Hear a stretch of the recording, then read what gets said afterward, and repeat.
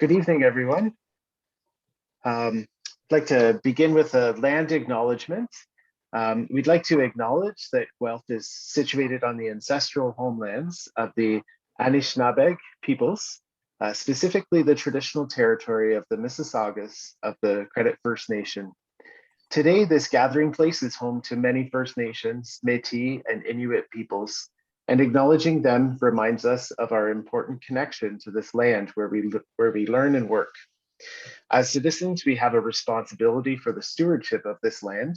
Acknowledging the land and the people whose land we are on is only a small part of the process of decolonization.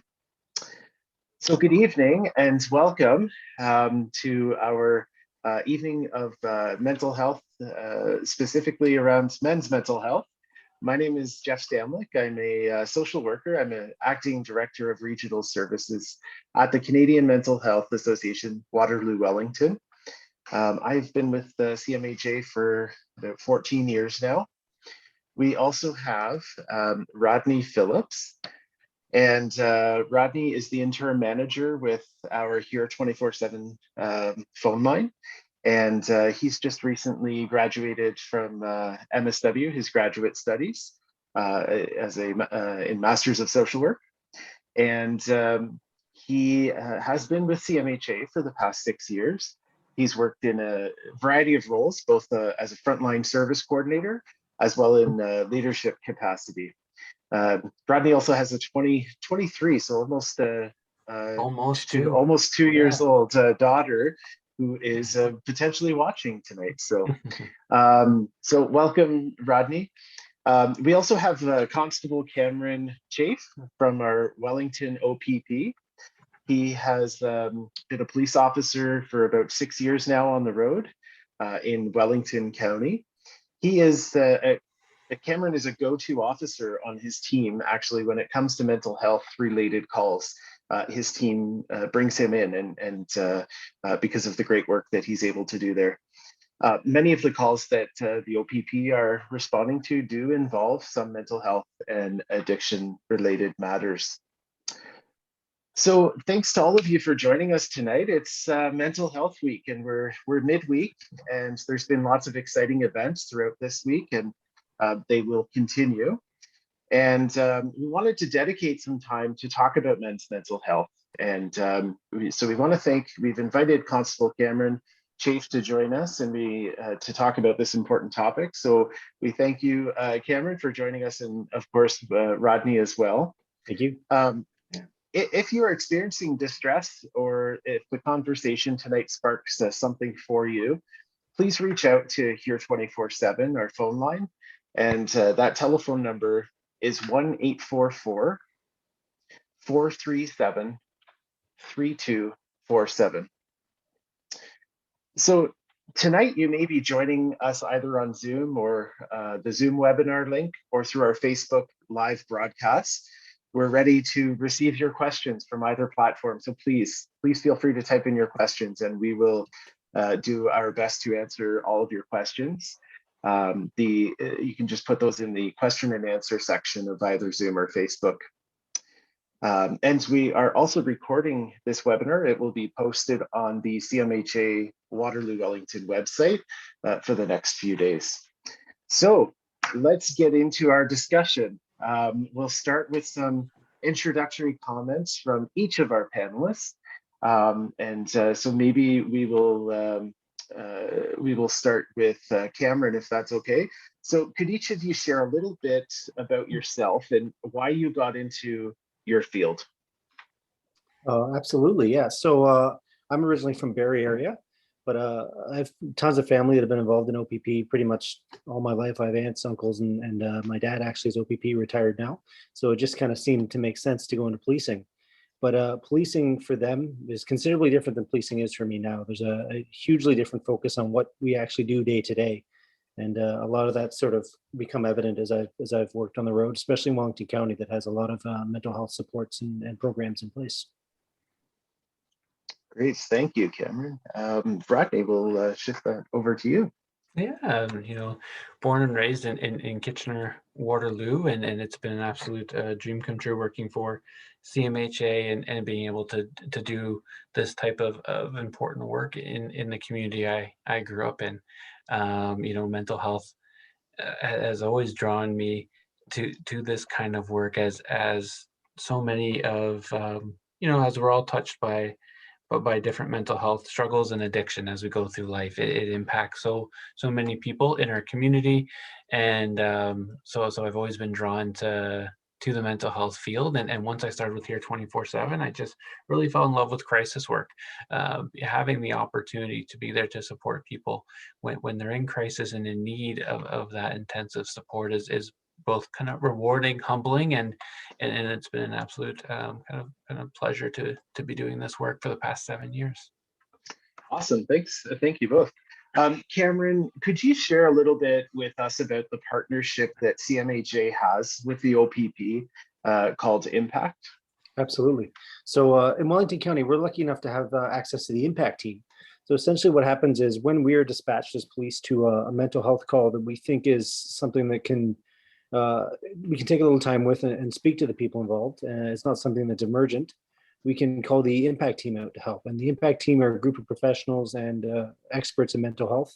They'll come out and they'll speak with the individuals involved and see if there's any services or other outlets they can provide them to that sometimes we as a police can't provide. Excellent. Yeah, thank you. It's and that's been happening now for how long?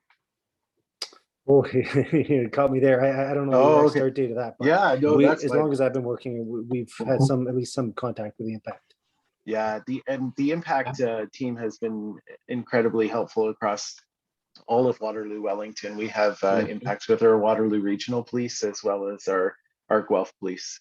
So again, it's great to have you join us because I think that there's lots of input you could have around some of the calls you've been to with and perhaps without Impact. Either or both of you can answer this question. Why is it important for us to focus on men's mental health? I can start, Cameron, then you can jump in there. Absolutely. I think tonight we'll get an opportunity to talk a lot about, mental wellness, mental health, and distress, and really touching on some of the stereotypes and stigma that are out there about men expressing emotions and seeking help when you're struggling. And it's a really an important conversation to have to try and dismay some of the stereotypes that we're going to touch on. The reality is, 75% of the individuals who successfully completed suicide last year were men. So it's a real risk when you're struggling with mental health and you're in high distress and you don't feel, you don't have the tools to get support. So I think having conversations like we're about to have tonight can hopefully dismay some of those stereotypes that are creating barriers and open some doors for people or some recognition. Absolutely, Rodney. Yeah, I think a big part of it too is as police, you ask any police officer, we'd rather help you before it gets to the point where there's a problem. But we'd rather be there to help provide the supports before this becomes an issue where we get called or something dangerous happens. So if we can sort of destigmatize getting help, asking for help, and getting yourself to a position where you can take care of yourself, that's huge for everyone involved, the community, the support to the community, and us, and the police as well. And Rodney, how would somebody know if an individual is struggling with their mental health? What are some of the signs that they might see or experience? Yeah, that's a great question, Jeff, and it's such an important question, right? And to have that recognition when someone's struggling, a loved one or a man in your life that might be struggling with mental health issues. We get a lot of those type of calls on the crisis line that someone is worried about someone in their life, but not quite sure, right? If they're actually struggling. So I can go through kind of some signs that we talk about and look for in people. One of them is someone's physical signs. So are you noticing a change in appearance? Maybe they're not taking care of themselves as well as they used to. Have they expressed a change in their sleeping pattern, sleeping too much, sleeping not enough? energy wise? Are you noticing a drop in their energy and their ability to do some of the things that they're used to do, or that you're used to seeing them doing? Another piece that's important to kind of keep an eye on is behavior. So are they withdrawing, maybe isolating themselves from friends or family? Maybe you're noticing a loved one that's more irritable or lashing out. That's not really normally a part of their normal, or I guess, personality. And also kind of what you look at, sometimes can be a warning sign, is a change in substance use. So are they using alcohol or other drugs where they wouldn't normally, or are they using more of those pieces? And also it's important to to, to listen and provide space for what someone's telling you. Are they talking about being sad and down? Have they made mention of feeling hopeless or not wanting to continue on, or have they expressed that they're feeling anxious or having anxiety about something? So there's many kind of different signs to look for, and it can be different for many people when they're in high distress or in crisis or not doing well, how that impacts them. So really, taking stock of someone when they're well, and comparing it to where they are now can be kind of some of those signs. Great, thank you. Thanks, Rodney. There's lots of great information in there, and we have a question that's just come in through Facebook. And do you ever find that mental health concerns can be confused with someone who may have cognitive issues as well? Yeah, I can kind of take a stab at that one. I think you definitely, I definitely think that there is that confusion there, or that misinterpretation of what's going on, right? Because someone who's struggling with mental health issues could have trouble making decisions, could have trouble concentrating, or feeling overwhelmed, or you're noticing that they're having memory issues. Those could all be signs that someone's not doing well with their own mental health. Excuse me, but it could also be signs, that there might be a cognitive decline or some form of cognitive issue happening at the same time.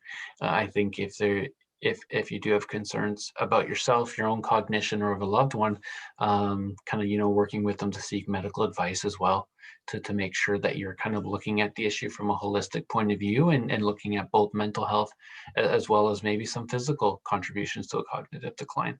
Yeah. A So lot of that stuff goes hand in hand too, which is unfortunately it makes it difficult to see. Especially, I know sometimes we'll get dispatched to calls of elderly folks who are living alone, and the view is kind of they're just kind of that's the way they are, and don't bother them. They're stuck in their ways, when really these people are really struggling for help, and they need help. They need help managing their homes, their medications, and various other things. But people don't want to push them to change their ways, when really they're suffering and they need the help.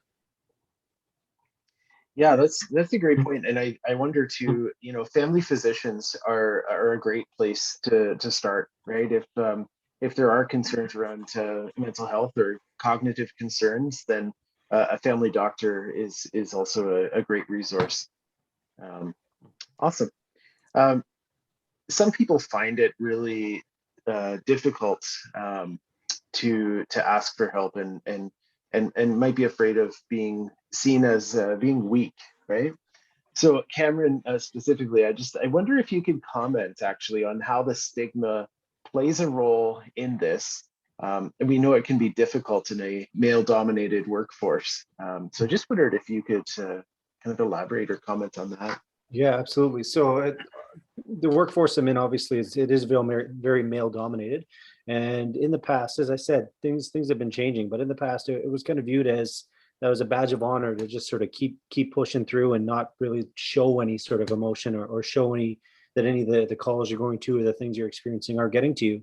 But as we continue on, and we can see that these traumatic events and these things that a lot of first responders, police officers, firefighters, paramedics, all those kind of people, even the bystanders that are sometimes the first witnesses to these traumatic events, it does affect you, and it does have a lasting effect.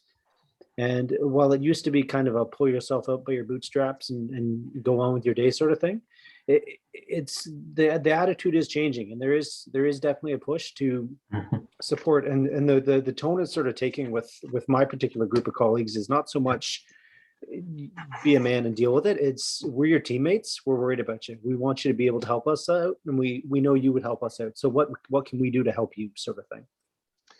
You mentioned that you came from a family of police officers, and Yeah. do you think that that's evolved over Oh, time? absolutely. Yeah, absolutely. Compared to what it is, even sometimes comparing the programs that exist now with my relatives who were retired or in the police in the past, their minds are completely boggled that we even take that direction, and that B, that the effect it's had, and the positive results of these programs, and the fact that your colleagues are actually more concerned about your mental health, and they're not pushing you to just push through. There's a really important question that's excuse me, that's come in. This question, the individual has shared that their partner lost his dad and brother to suicide. He struggles with his mental health and isn't great at following through with his treatment. They're wondering, how can I support him to access the treatment that he needs? Yeah. And thank you for sharing that story, and I'm so sorry for your partner's losses there. The loss of a loved one in any means, and suicide included, is so difficult and very traumatic, and I hope they've had the opportunity to get some support with kind of the grief of that type of loss. um, yeah, I reflect on kind of when you're there to support a loved one who's struggling with their mental health.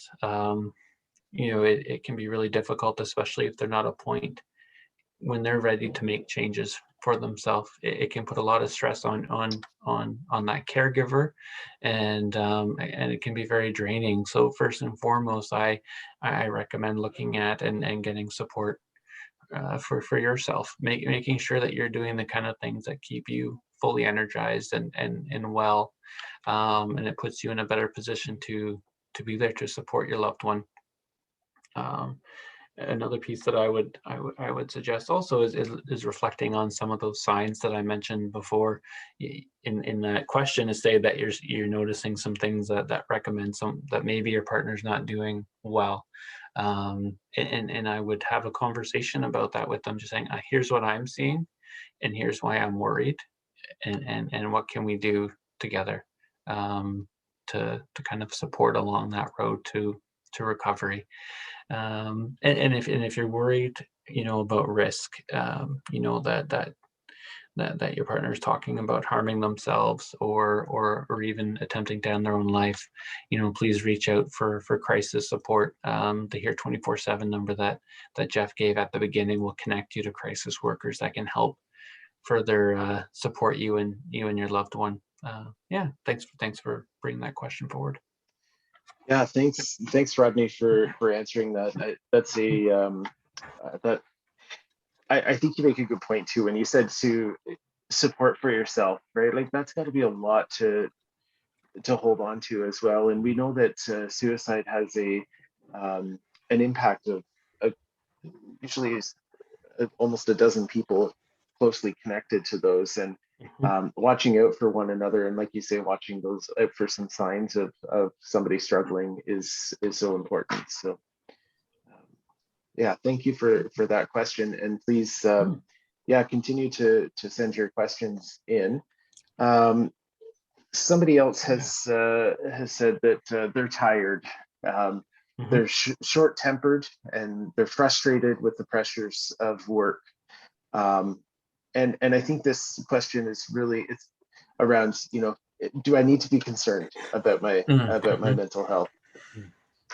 Right, and I have actually, Cameron, I have a great analogy for this example this question that I'll throw out there. Then I'll get you to add on after, if that's okay. Perfect. I always look at kind of, we're all on a spectrum of of wellness, between wellness and distress or unwellness, and some of the things that you've been able to recognize you're experiencing, that tired, maybe the short-tempered, that frustration, is really a sign of emotional intelligence, and being aware that this is going on in me, and it's connected potentially to some of those pressures at work.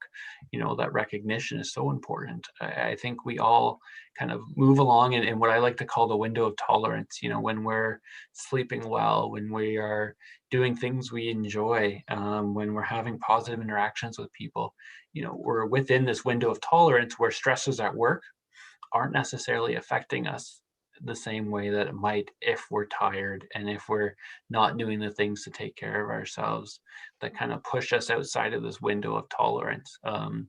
And right now, the stresses of being in a pandemic for a year already have us predisposed to extra stressors or pressures at work. So I think recognizing what's happening for you is so important as a first step, and then looking at ways of counteracting some of those stresses with taking care of yourself. So is there a way in your sleep routine that you can change to get more sleep? Look at EAP benefits for counseling. So are there different ways that you can recharge yourself, to get back in that window of tolerance? You mentioned EAP, which is really Mhm. important, and I'm not sure if everyone's familiar with the term or the acronym, but it's the Employee Assistance Program, or the Employee and Family Assistance Yes. Program that many employers offer, which is a great step to getting some support, and is often included in benefits at people's place of employment. I know, Cameron, I could only imagine the stressors that come with the work that you do and the pressures at work. So I'm sure this question kind of rings true for yourself or your colleagues sometimes, the Absolutely. impact that work pressure can have. Absolutely. So there's, like I said, with our being a first responder, I really have no idea what we're going to do. I'm scheduled for a regular shift tomorrow. I could not tell you what my day is going to look like from 6 to 6. It could be car crashes. It could be neighbor disputes over the dog. It could be any number of things. But there's times when my stress level reaches a point where I have to sit and evaluate, can I do the job that other people deserve, that to go tell them that their loved one has passed, or go deal with someone who needs my help. And honestly, if you don't have the mental wherewithal that day yourself, you really need to look and think, is today a day where I need to take a step back and sort of look at what's going on? And there's nothing wrong with that. And like I said, the attitude's changing, where it used to be the guy that never took a sick day, they pat him on the back, and he gets to retirement and he's burnt out, and then what's he got to show for it, right? They'd rather have you finish your career successfully and in a healthy fashion, I should say, than push yourself to the point of burnout and have your work degrade and your ability to help others degrade. And that goes for anybody. You may have a stressful day at work. You still have to go home to your kids and take care of your kids and provide for your family in whatever way they need providing for. And if you can't do that, there's a point where you need to sort of prioritize what's going to help you get to that point.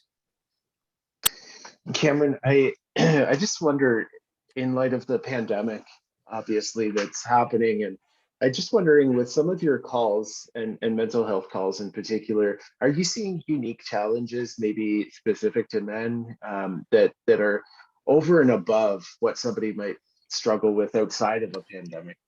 Absolutely. So there's always that sort of lingering fear of how are you going to provide for the future. In the pandemic, it seems to be multiplied because people are losing jobs. People are uncertain where their next paycheck is going to come from. Sometimes I know there's a lot of Wellington County has a large population of people who were working contracting and sort of outdoor work and stuff like that. A lot of that is very dependent on everybody else's being able to provide for that. And that's extremely stressful when you don't know when your next meal is going to come for. Your personal domestic problems are going to rear their head as well. Your financial problems are going to rear their head. Any illnesses you have might be more at the forefront, because all of that stuff is all weighing at you at the same time. On top of that, you're worried about paying the bills. So the stress does increase by the pandemic, and being stuck at home without a break sometimes also is rough on families. That's for sure. Yeah. We've got another great question, and just want to thank people for their vulnerability as well, and sharing questions with us. So this comes from a father, and he said that my daughter suffers from PTSD, post-traumatic stress disorder, depression. And for the past several years, we have struggled with her suicidality, and the focus has been on how to help her. He's saying that he now recognizes his mental health has drastically declined. Yeah. He's always lived with the mindset that he needs to be tough and protect my family, and a little bit of what we've kind of talked about. But he says, I need to find help now. And aside from my limited EAP, so aside from his limited employee assistance program, therapist, what else can I do? Well, I know that a lot of the time I find myself telling people that there's no one fixed solution for everything. So a lot of the times you're going to have to find what's going to help you. Some of us, I know through my colleagues, some of us are very, very physically active. They spend their time in the gym, and that's their de-stressor. Others have various hobbies and other things. Others take joy in spending time with their family. It's really, there's no one set answer, because if there was, then we all wouldn't be here. So you really got to sort of try different things and just never give up, because the problem never goes away. You just got to sort of find your way to deal with it and find a way to manage it yourself. The problem of stress, that is. Yeah, for sure. And kind of that, I think the question and the individual posed the question kind of worded it really well, that they have, a daughter who's struggling with a, a serious mental health issue of trauma, and the response to trauma, and all the effort that takes from a family to provide that important support, right? And trying to find the right, whether it's counseling or connections.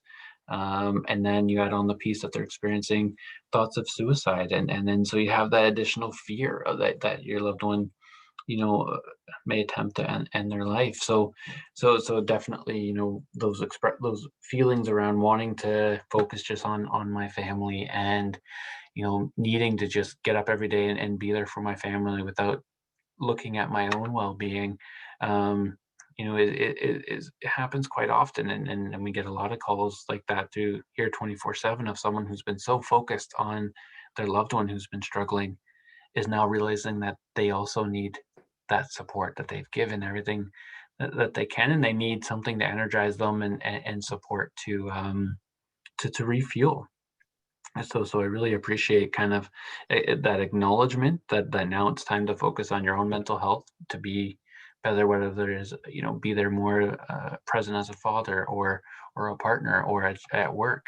And like what Cameron said, it can be really hard to find that thing that works for you, that you are able to focus on it and be well. So definitely try to find that thing that works and energizes yourself. But I also recommend, whether it is connecting with your family doctor, and connecting with here 24/7, and looking at different local counseling options within your town. Some of the local counseling agencies, Family Counseling and Support Services in Guelph Wellington come to mind, offers subsidized counseling for people who are experiencing different mental health issues. So investigating what's happening in your local community, and here 24/7 can help you do that, but also connecting with your family doctor can be some first steps. But yeah, it can be very draining to be there for your family, even though you wouldn't do it any other way. It's also it's a lot to juggle, working every day and caring for family, but also to care for somebody who's really struggling, like you say, with your mental health. One of the nice things about here at 24/7 is, I don't know about you, but I often find my mind wanders at night, and I've heard from folks that the ability to just call in the middle of the night and say, you know what, this is the time I have. I can't sleep, and this is what I'm struggling with. So I mean, I would also just encourage folks that, if needed, to please call here 24/7. And sometimes it's overwhelming, and you don't know where to go, and you've tried EAP, and sometimes just having somebody to help guide you and provide some other ideas or options for support. So no, that's great. Yeah, I think the key there, and what Cameron explained before, was that juggling and the increase in stress, and how stress compounds, doesn't it? And so just finding a way to relieve that stress a little bit is a great first start. there's an analogy, I guess you could call it, that's kind of going around my workplace, that you have a backpack, and your backpack can only hold so many things in it. If you start putting a million things in there, then you're going to eventually run out of space. Mhm. Yeah, that's a great analogy. There's a question that has come up. This question's come up before, and it's related to Impact. So, and Impact have had great success. They've done some really good work in partnering with the police, and the police have been equally as important in that relationship. The question is, can I request an Impact worker to come on a call if I call 911? So essentially, just based on what our policy is, if you call 911, we consider it an emergency. So we have to come just to make sure there's nothing untoward happening. We've had issues where somebody calls 911 and then the phone's taken away from them, right? So for safety, we have to check and make sure everyone's safe and no one's at immediate risk of harm to themselves or others. So we get there, and if it's a kind of situation where it's safe for an Impact worker to come, there's no reason they can't come. One part I would add as well, Cameron, is that Impact is not 24 hours or 7 days a week, and I know that there's been a lot of desire to have that happen because it has been so successful. The other thing is that there can at times be multiple calls, and so there's never that guarantee, right, for Impact to be accessible in the moment. But there isn't any harm, I guess, in what you're saying in requesting that. No, absolutely not. And that's always something I wanted to talk about at calls. Essentially, when it comes to the police, there's certain levels of safety we have to respect when we're there. So if there's an immediate danger to someone else, we obviously have to take action. But if it's something where someone's in crisis and it's something that we can talk to them about, we love having Impact involved. They are experts at what they do, and they sometimes Impact can come in and they could be the good guy, and then I am the bad guy that showed up and is mean and has rules. But I don't mind that, because like I said, I'd rather help before it gets to the point where someone's hurt, obviously. Great. Another lots of great questions coming in. I'm hoping to get to all of them. So, but here's another great question. This is somebody who says that I'm in a battle with my daughter's mother, and I need some help with maintaining my mental strength. I had a heavy illness for just over a year and wasn't present for my daughter. She's using this illness against me, and it's extremely difficult to keep a calm head. Keeping a calm head is a standout piece for me. Rodney, what are your thoughts for this individual? Yeah, a few thoughts come to mind in kind of the situation that you explained that you were in there in that question, and one is that, you know, and I'm sure kind of going through the illness and the experience that you went through was quite both draining, but also, you know, provide you with some resilience and goal of wanting to get through what you've experienced and get back to your life. And it sounds like get back to the relationship and being there for your daughter.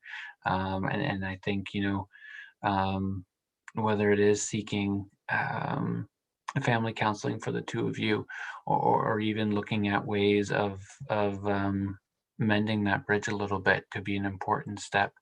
What I like to kind of always try to remember for myself when going into situations that I think, you know what, I've lost my head, as you've described before, I've gotten upset, and it's been really hard likely leaving that situation, like I didn't even get a chance to say what I wanted to say, or what was that argument even about.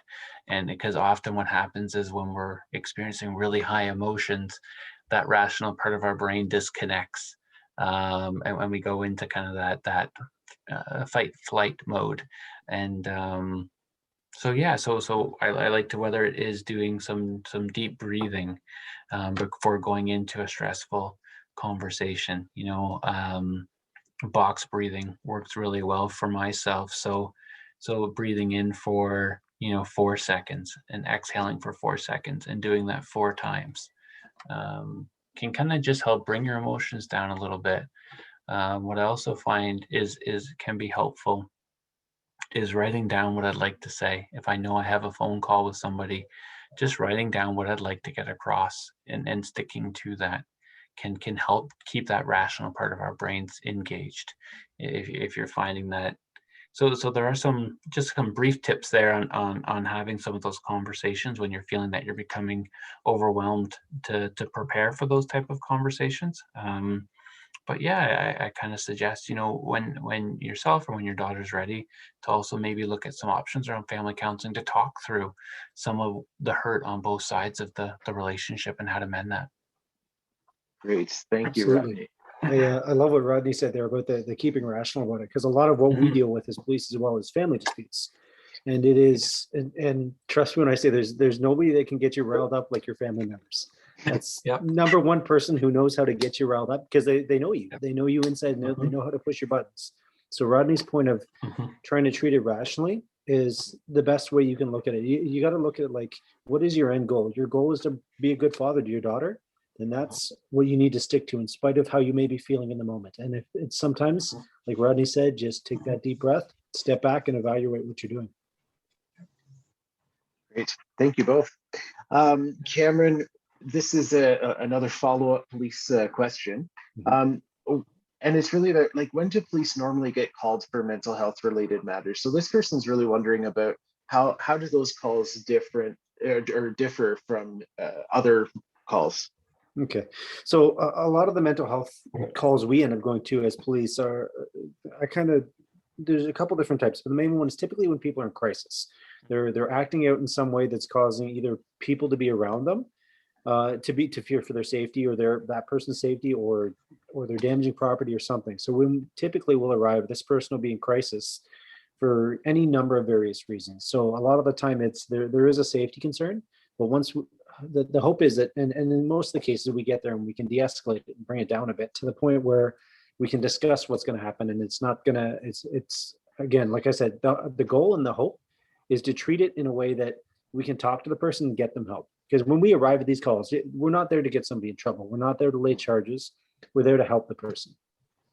In fact, in our policy, it's written in that in how we look at things, the priority of it is number one is going to be the mental health in these situations, and then criminal stuff and that kind of legal issues are way down at the bottom. The main concern is making sure that the mental health component is taken care of. That's really good to know. I'm not sure that everybody knows that, right? And I think that it's important to recognize police attending a scene. It's about ensuring everyone's safety as well, right? And starting from that place of de-escalating the situation, whatever it might be, right? That's right. Good. Rodney, this is a question that's a bit resource related. Okay. In terms of accessing some resources. So Yeah. the individuals asked, if you do not have coverage for, say, EAP, Employee Mhm. Assistance Program, or if you're self-employed, Mhm. where or what would be the best resource for someone? Yeah, no, and that's a really great question, and kind of the short answer is it depends. It really depends on what type of support you're looking for. You're looking for support for yourself, for your family, and then what that looks like. So some of the services we've mentioned, particularly the Here 24/7 service. If you call that number, you get someone who is both knowledgeable in crisis, but also knowledgeable in the services that the community has to offer, and you're able to share a bit about what's going on and what you're looking for, and they can help connect you to that right person. And you can even call in anonymously if you're not quite ready to whether it's to give your name or to talk about anything personal, because it's really hard to reach out for help and support, especially that first time. And as I mentioned already, we're very fortunate to have some counseling agencies as well, family counseling support services in Guelph, and KW counseling in Kitchener that do offer, and Horizon counseling in Kitchener, better not leave them out, that offer, a sliding scale for service. And it's also worthwhile talking about what's going on, because sometimes they have some specific funding for free counseling, whether it is, some funding has come in to do some violence against women counseling, or violence against men counseling, or so sometimes they'll have some options that people can access counseling at a subsidized or free rate, because I know kind of seeking that support can be quite expensive. So a long-winded answer. Reach out to here 24/7, ask some resource questions with them about more specifically what you're experiencing, but also keep in mind some counseling agencies in your area. And sometimes your family doctor will belong to a family health team that'll have access to some amazing professions and resources that you may not know. So whether it is psychiatry, counseling, OTs, occupational therapy support. So connect with your family doctor as well and see what they may have to offer.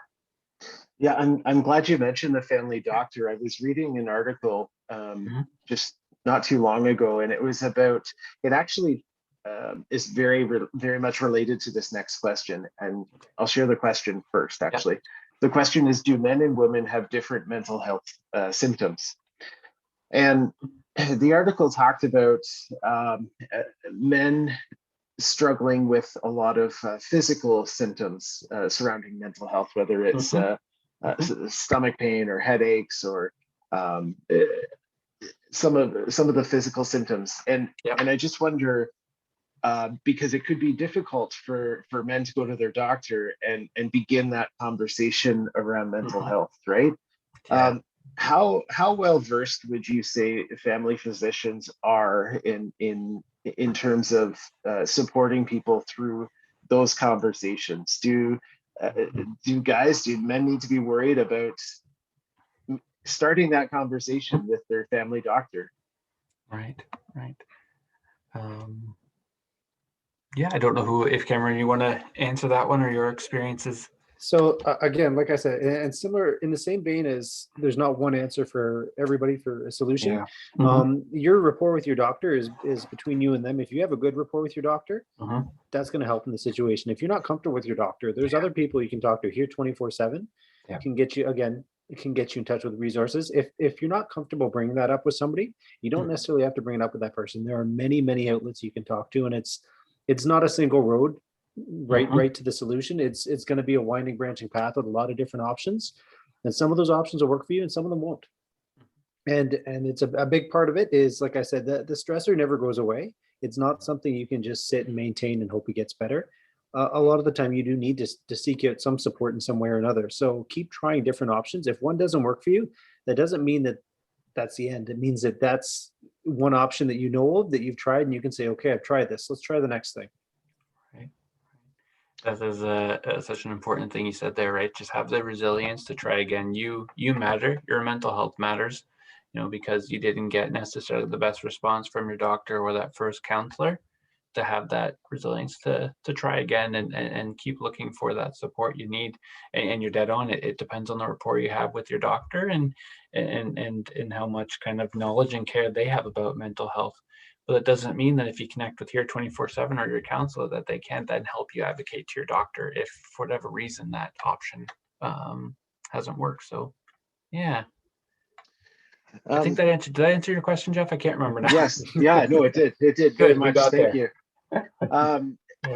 So this is actually my question in terms of, it's again a resource question.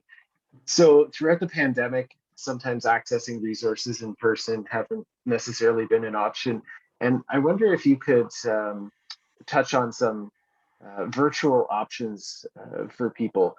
And are these options effective? And are they are they legit? Is that something that men can reach out to? And what are some reputable options for some virtual mental health support? Maybe that's for you, Rodney. I wonder, that's just fine. In terms of your experience with your 24/7, I wondered if you've got some ideas there. For sure, and I'm just kind of trying to process each piece of that. The question, I think, one thing that virtual counseling and virtual, means like this has opened doors for people who may have not otherwise been comfortable going in person to their first counseling session or attending a support group for, say, family members who have loved ones who are struggling, or just geographically they may not have been able to get to that counseling agency, that support group, and things like that. So kind of the social services field upping its virtual game, I think, has worked to reduce some barriers, but on the other side of the coin, there's a lot that can come out of that in-person contact, when it comes to validation, providing support, and building a rapport and a relationship with someone, which is also so important in care, and feeling supported. So I think there's been some definitely pluses, and some downsides to kind of this pandemic world that we're trying to manage when it comes to mental health and support.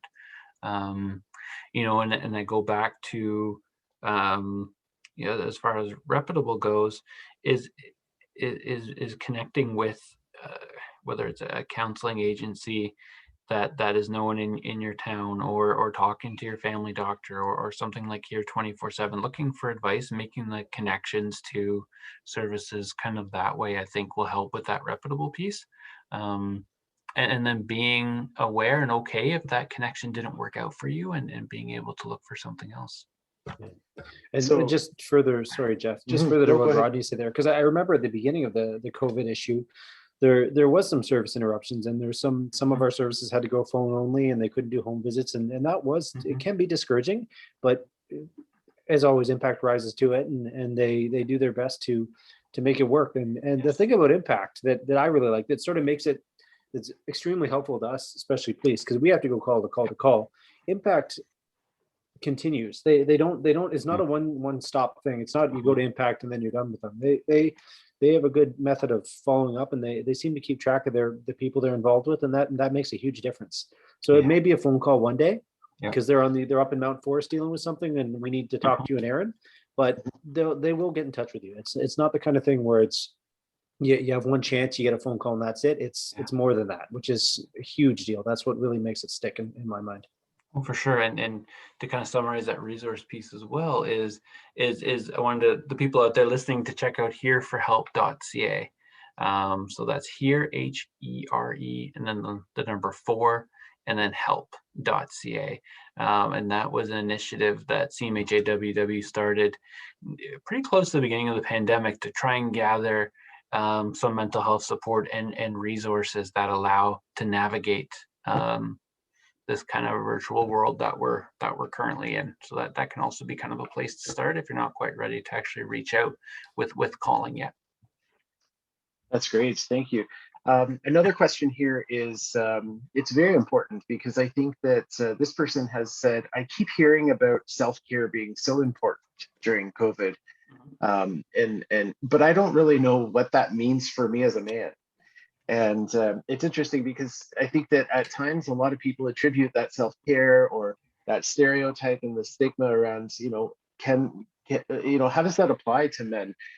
Cameron, I wonder if, you work in a busy environment that deals with stressful calls. Maybe you have some insight to this question around some self-care strategies. Yeah, absolutely. So like I said, I never know what my day is going to be.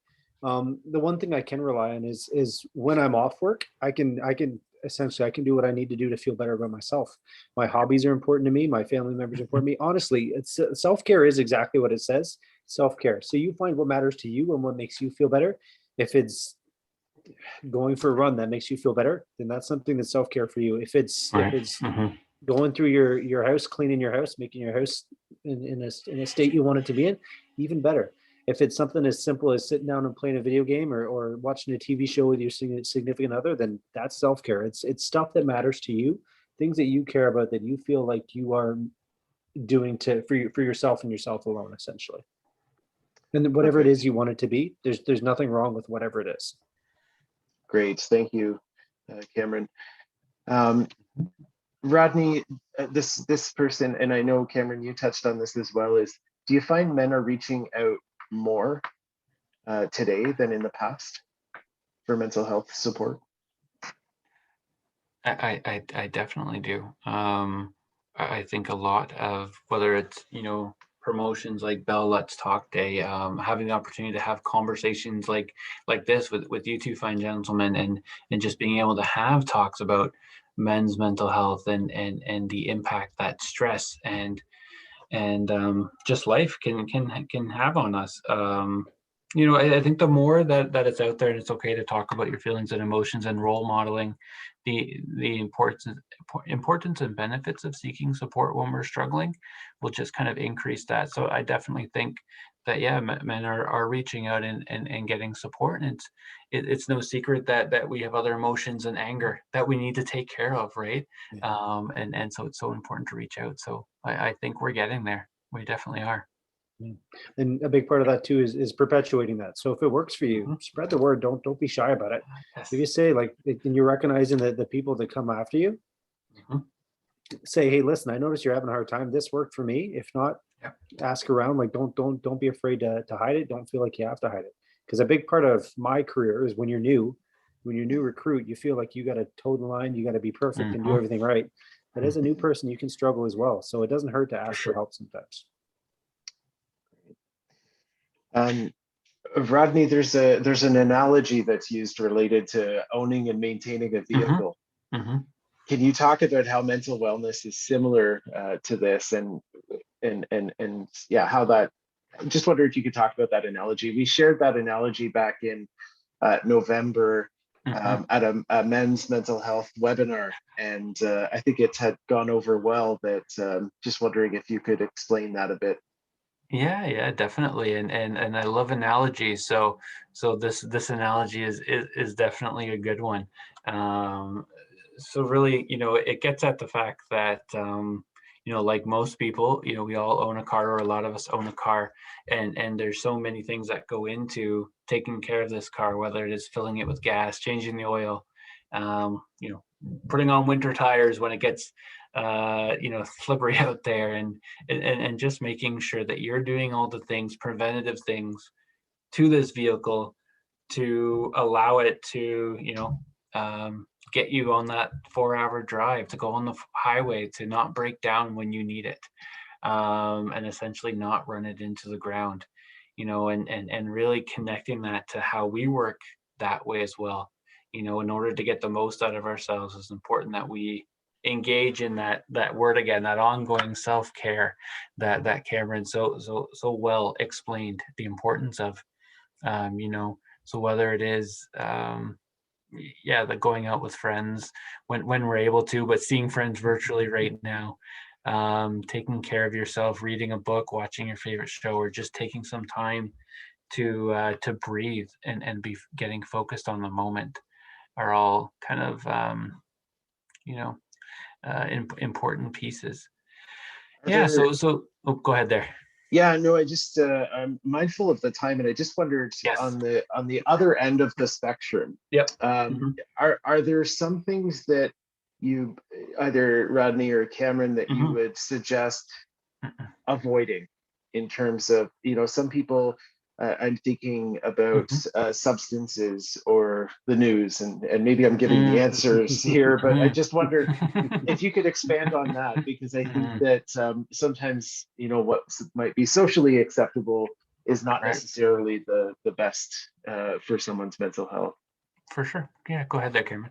Absolutely. So obviously, along with the self care thing, uh, there you always need to be aware of overindulgence as well. It's a risk Mm-hmm. that, especially when we're locked in our homes now, we can't do much of anything other than sit True.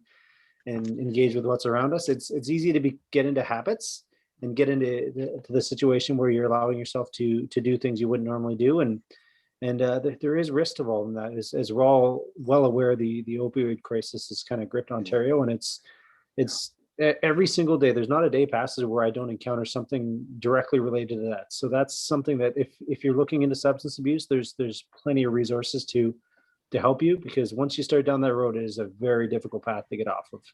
Mhm. Yeah, that is a great point. Well said. Great. Um, so just as we look to wrap up, there's a couple of great resources that you have suggested. Rodney, you suggested the hereforhelp.ca. We've talked about the Here 24/7 helpline, which is 1-844.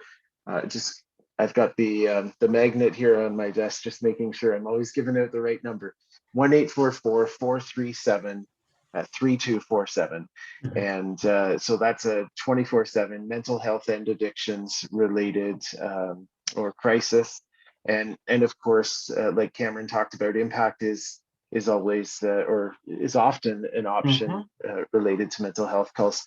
As we wrap up, I wonder if each of you could share, like, what is your takeaway point for people who are listening this evening? What would be your one point that you would really want people to take out of tonight? I'll go first, and then Cameron, Sure. you can wrap us up if that's okay. Perfect. Um, what was important to me in being able a chance to do this and have this conversation is really to touch on the impact that stereotypes and the idea that, you know, mental health illness does not equal weakness, and actually a sign of strength and resilience is recognizing when you need help and then taking those steps to get help and to get support. And I'm so kind of encouraged and excited by some of the questions that were posed tonight, and how it showed people who have kind of a lot of recognition to what they need and what their families need, and just wanting that next step to get help. So if I can take anything away, is that it is a sign of strength and resilience to reach out and get support when you're struggling. Don't suffer alone. Great, thank you, Rodney. Absolutely. First of all, thanks for having me to talk today, guys. It was really wonderful. But yeah, the big thing is that there is resources out there. It may seem that because you're stuck at home and you're not talking to anyone outside your normal circle that you're kind of alone, but there's a lot of resources, and worst comes to worst, call for help. If you're thinking about hurting yourself, call for help. We're not the police and the EMS and fire. We're not coming to get you in trouble. We're coming to help you because we want to help you and make sure you're okay. So don't ever hesitate, and don't ever be afraid to call for help. Great. Likewise, Cameron, thank you very much for joining us this evening. And Rodney, both taking some time out of your busy schedules and your home life as well. And it's been a really good discussion. We've had some great questions, and just want to thank you and also thank everybody who has joined us this evening. So Yeah, you're welcome. Yeah, Well, that's thank for you 2 all. hours next time. This went by too quick. It did. There It was you go. fast. Thanks, everyone. Awesome. Thank you. Thank you.